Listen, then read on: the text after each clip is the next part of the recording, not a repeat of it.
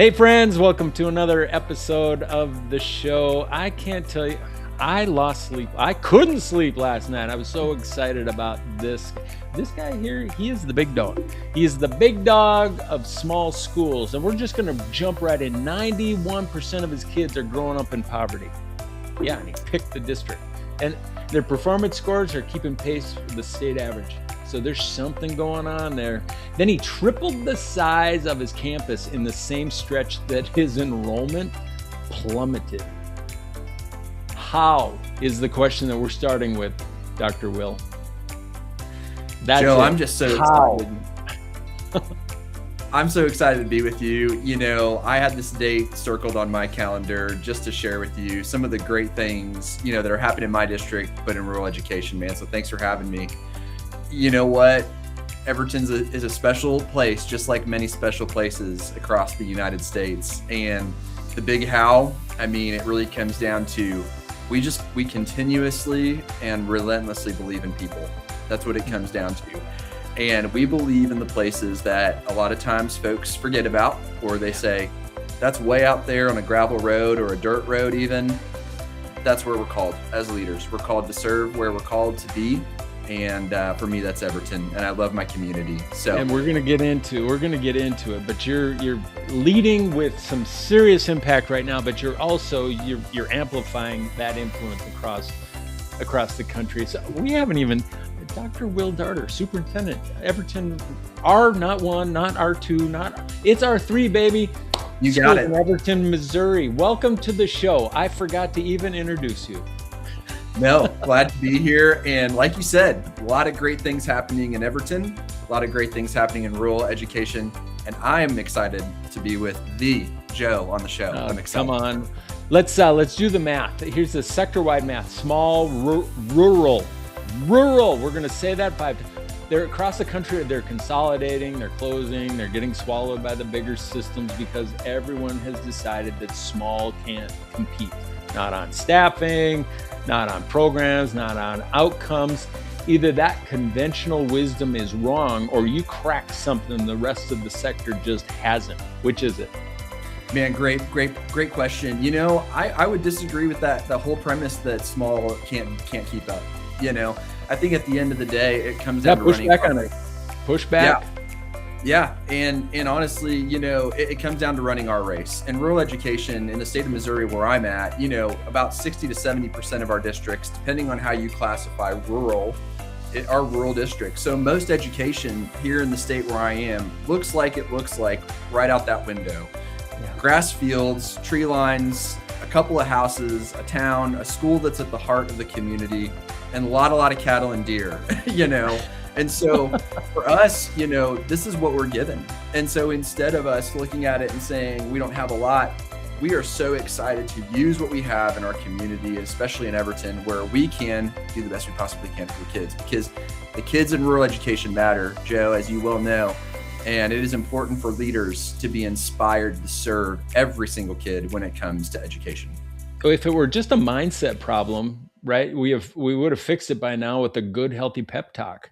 But I think that where the pressure actually, it requires you to build on the ground that you are called to, brick by brick, that many superintendents don't understand that reality. How are many rural superintendents maybe just getting it a bit wrong these days? What a great question. So here's what I think. I think it's what we chase as leaders, right? So I found the 4 S's in my career that I've chased, right? I've chased the skeptic, right, who says you can't do it, and I've chased the skeptic that says it can't, or the critic in that case. I've chased status, so the awards, right, or the title, right? I've chased success, turn the district around, and stand on the mountaintop. But Joe, the latest thing that I've been chasing as a leader in rural education is significance. And you probably remember a person in your life as well as our listeners, and I do. For me, it was Mr. Quinn. Nobody knows Mr. Quinn, but because of Mr. Quinn's significant impact on my life, I'm now an educator, right? I'm an education leader. And in rural education, you nailed it. It's not just a mindset thing, it's a motive thing. And so as a leader, you have a choice to chase one of those S's that are important to you. And if we're not careful, status, especially as superintendents, can Yeah. take, a big part of that, the awards. And I'm sure you've heard this, but we hear this a lot sometimes of folks saying, well, I've only got, 7 more years to retirement. And, it's funny because that is this end marker of what are we actually trying to do here? We're trying to serve, we're trying to help people, and we're trying to make a significant impact in people's lives. So mindset, motive, but at the end of the day, you're right. We deal in realities. And in rural education, we have to deal in realities, whether that's, poverty, declining enrollment, like you said, limited Mhm. resources.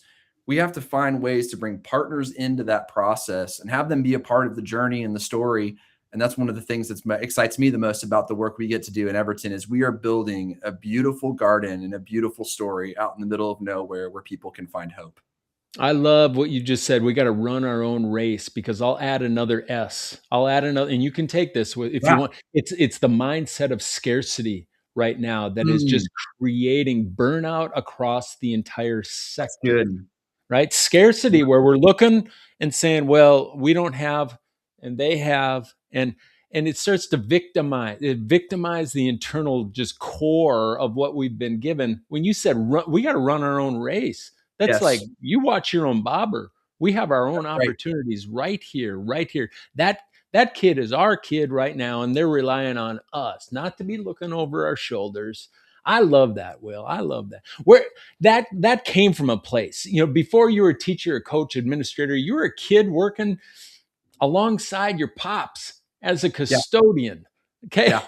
Tell us that is a storyline that just deserves Oh. some time. Well, I always love to give honor to whom honor is due, and one of those people is my dad. And Mhm. everything I've learned about education came from my dad, who was a school custodian. And as he raised our family on a school custodian salary, my older brother and I, we did the job with him. So when it snowed and sleeted, we were up at the school scraping the sidewalks and throwing the salt, and we were, cleaning the toilets before school. And I quickly learned that school wasn't just, a place where people show up. What I saw through my dad's eyes was it was a Mhm. place that you could care for, and it was a place that you could build a community with. And every day for about 15, 20 years, my dad would go to school and between two different sites, and he would care, and that spirit of excellence was something that really dropped into my heart as a young man, as a walking around with him in the building, just to understand that this matters to somebody. That the sidewalks are done well and with love and with intention. That the windows are cleaned. And that for some kid, that was the best that they were going to experience that day. It definitely was the case for me growing up. In terms of where we grew up in poverty and things of that nature. So fast forward in my career, you know, realizing that school wasn't just, an institution, nor was it just a place where folks, Mhm. show up every day. School was a place where we could genuinely care about our neighbor. And I believe that's the most important commandment that we're given. Amen.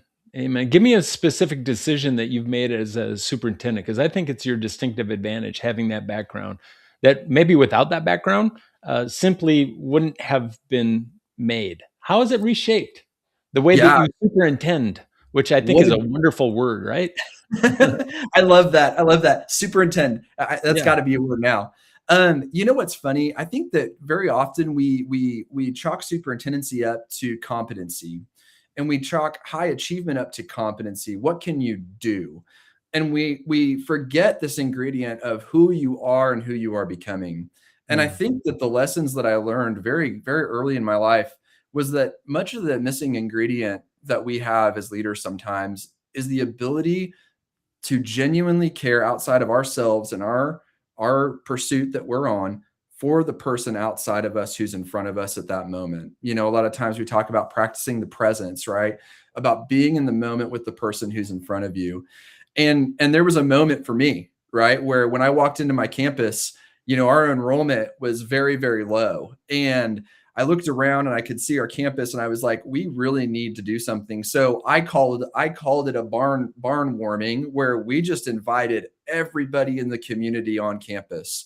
And we got the rollers, we got the push brooms, we got the power washers, and we said, Here's everything that needs to get done. Let's turn this campus around. And Joe, there were walls that hadn't been painted in our campus for over 40 years, and our community came together that day. We had over 85 of our students. We had over 60 of our staff and adults that were related to the community, our churches, our even our mayor showed up. Folks were showing up all over our town just to pour into this school. To use, aren't kids the most important thing in this town? Aren't children the most important thing that we can give our time, service, and attention to? And so, Mm.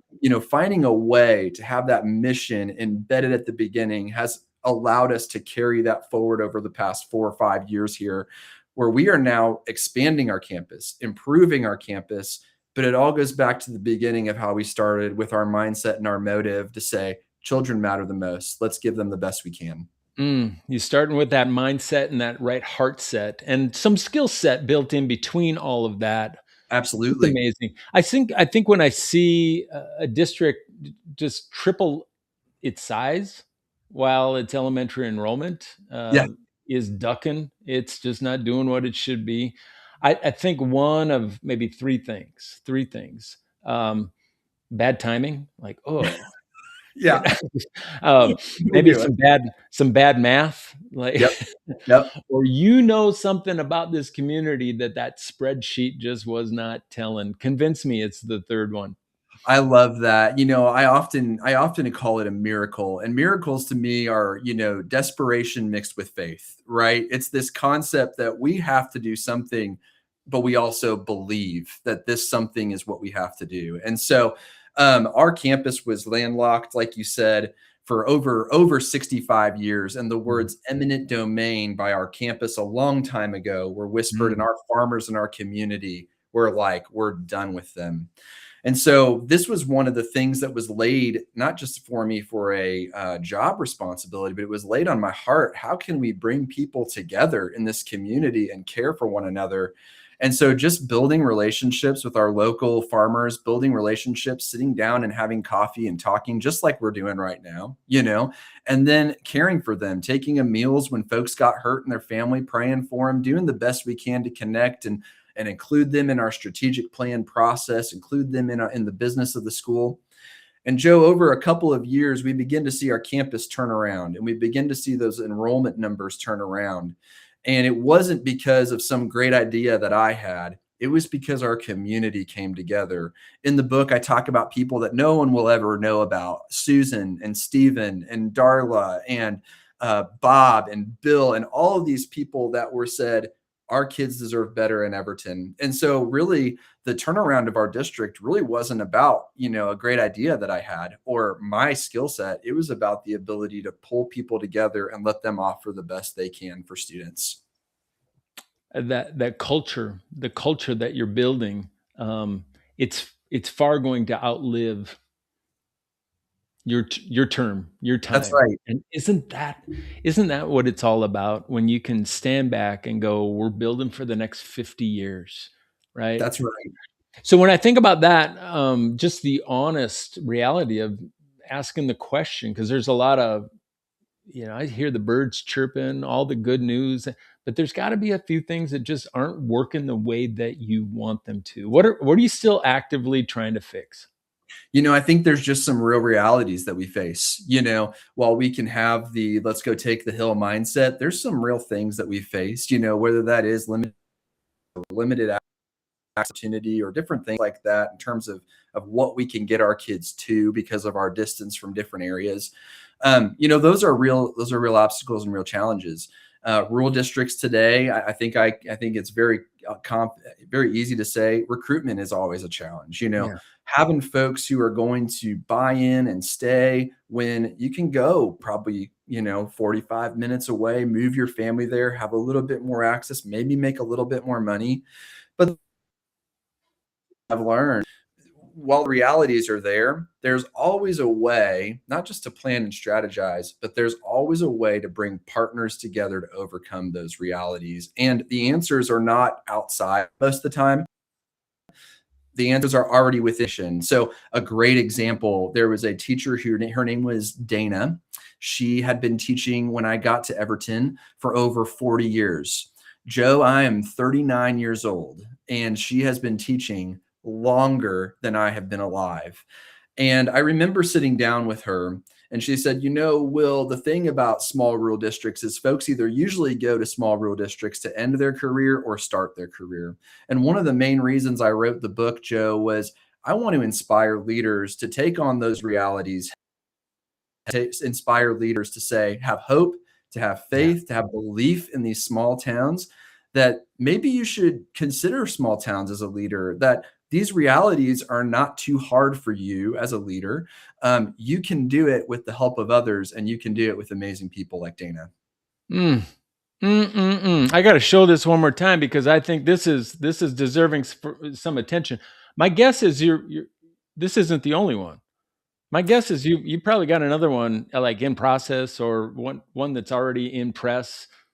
That's right. Yeah, you're a mind reader. The next one I'm working on is truly about how we serve as leaders in education. It's a faith-based book about how we as leaders are here to serve others. We're here to serve our neighbor, and we're here to honor God. So in addition to, of course, what I believe in rural education, the heart of it and the motive of it is we're here to serve people.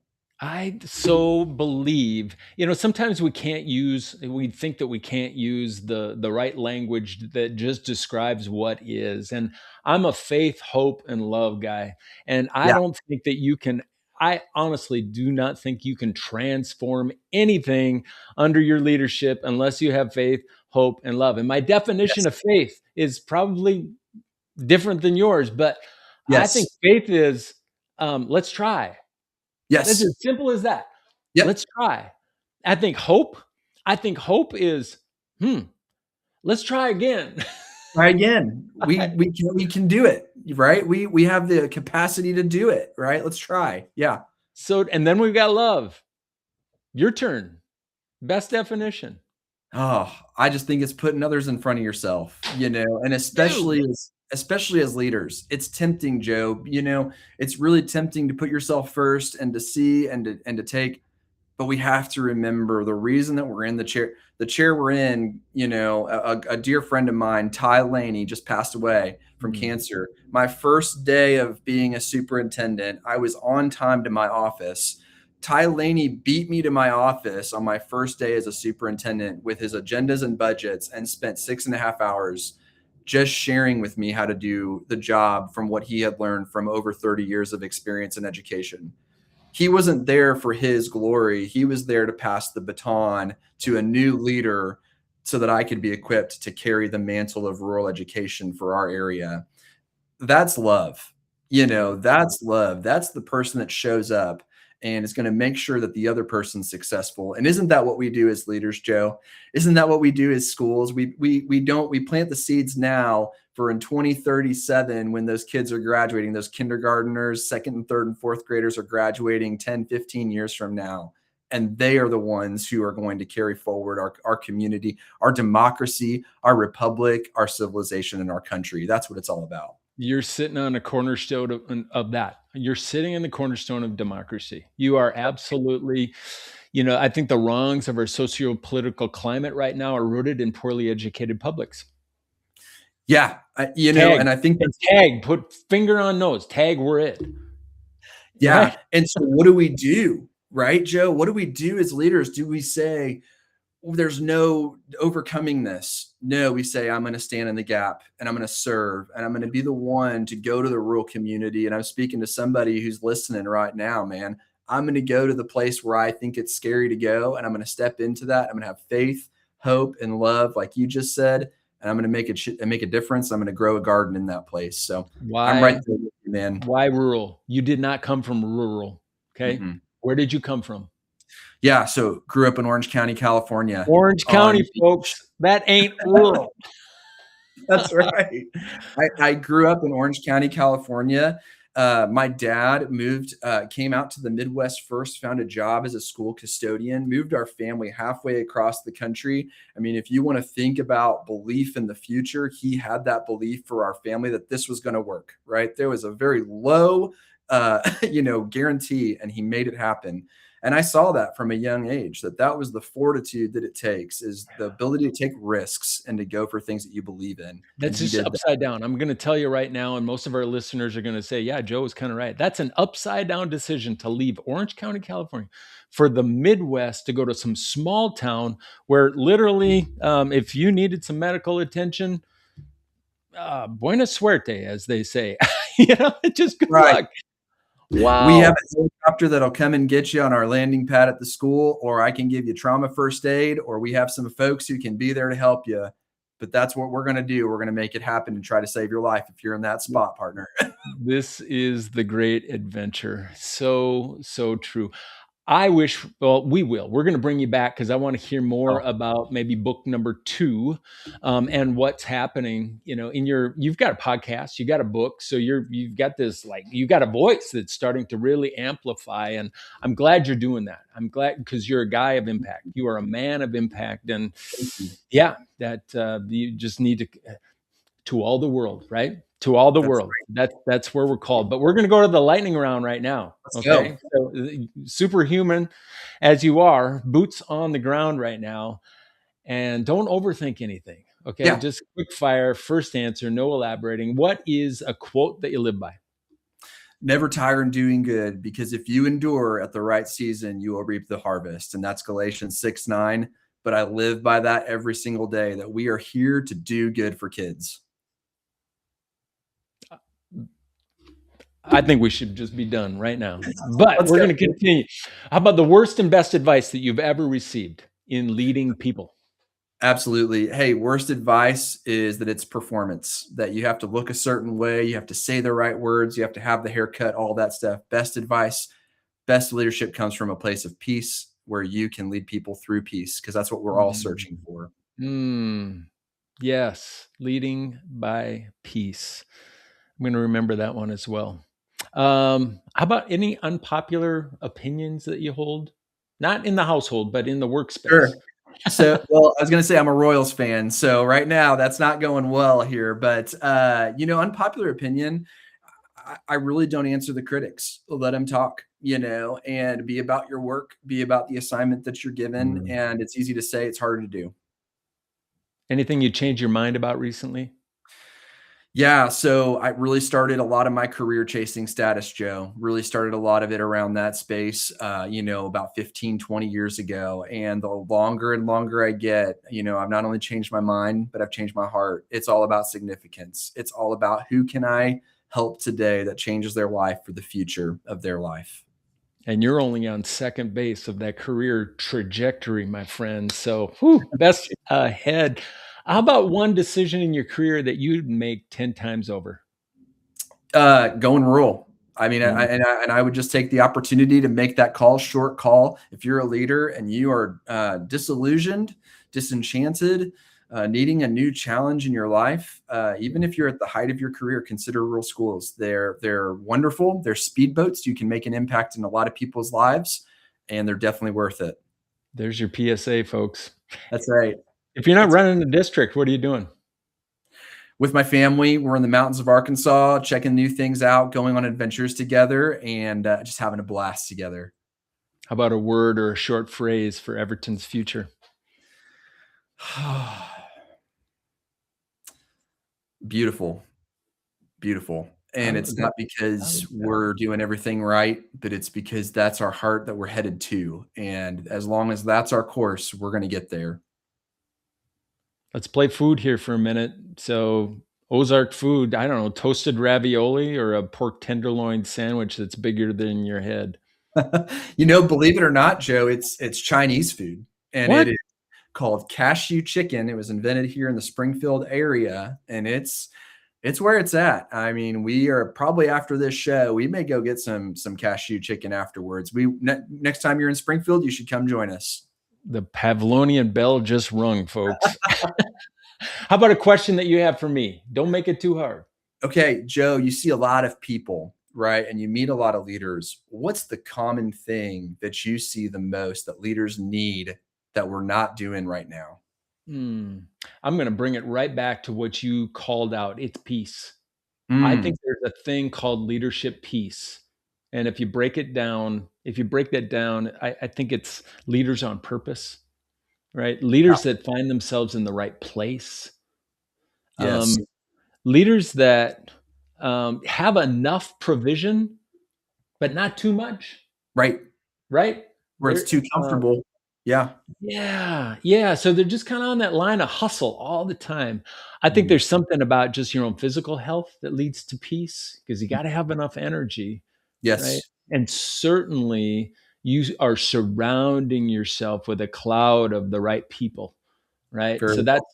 I think when I find people of peace, you can Mm. tell immediately and you can Mm. ask them those questions. And usually they're pretty high index as it relates to just breaking all of that down. So wouldn't it be amazing if Mm. everyone in your position, leading both the people and the system of public education, were people of peace? Absolutely. That's what we're here for. And if there's anything that we would say, I would say that's probably the most important point of the day is follow the peace. I can't think of a better way to wrap up this episode, and we are going to bring you back because again, I think if you haven't gotten your hands on this and you're somebody that is aspiring to be a rural educator, you got to find this guy. And how about Absolutely. Will, if somebody out there is like, wow, this guy is the big dog of small schools, where would you direct them to find out more about your material, about you, your district? Absolutely. Yeah. Hey, look me up on Google, look me up on LinkedIn. I do a podcast, like Joe said, called the Rural Education Leaders Podcast. We are almost wrapping up our second season here this week with a couple of great guests. Joe, we got to have you on the show, man, just so that you're learning about leadership and everything. But follow me there. You can reach out anytime. I'm happy to have a conversation, collaborate, and just talk about wonderful things that are happening in rural education. This has been my favorite episode of all time. And we're probably at number 100 right now. So yes, the right mindset, the right heart set, and certainly a skill set that is beyond. So appreciate you, my friend. Back at you, Joe. Thanks for having me. So glad we're connected in the work, man. This is what it's all about. It totally is. That's the show, folks. Keep your dukes up.